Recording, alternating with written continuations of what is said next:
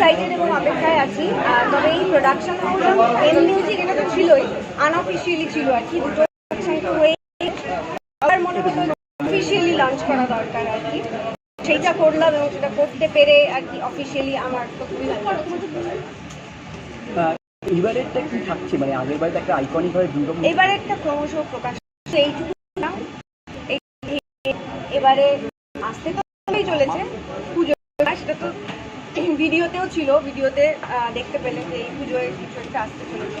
কিন্তু তার সাথে এই যে মানে তোমরা সবাই দেখেছো এবং আমিও দেখেছি, আমি পড়েছিও অনেকবার, লাল আলতা আমরা পড়ি দেখি, কিন্তু নীল আলতা কখনো কিন্তু দেখো না পড়তে। তো এইটার একটা মানে তাৎপর্য আছে যেটা আমাদের পরের কাজের সঙ্গে যুক্ত। এটা খালি এখন গেস করো, ঠিক সময় মতো বলে দেবো। পরনে একেবারে সাদা, সঙ্গে নীল সাদার একটা তোমার দেখতে পাচ্ছি, অন্য কিছু বাজায় রেখে চলেছে? একদমই না, সাদা আমার ভীষণ পছন্দের একটা কালার, আর সাদা হচ্ছে নিউট্রাল কালার, তো ওই জন্য সাদা আমার পছন্দ। আর নীলটা ওই যে বললাম আমার যে পরের কাজটা পুজোর সময় আসছে তার সাথে এটার একটা মানে তাৎপর্যপূর্ণ, এটা ওই জন্য কারণ ওর সাথে এটার একটা যোগাযোগ আছে।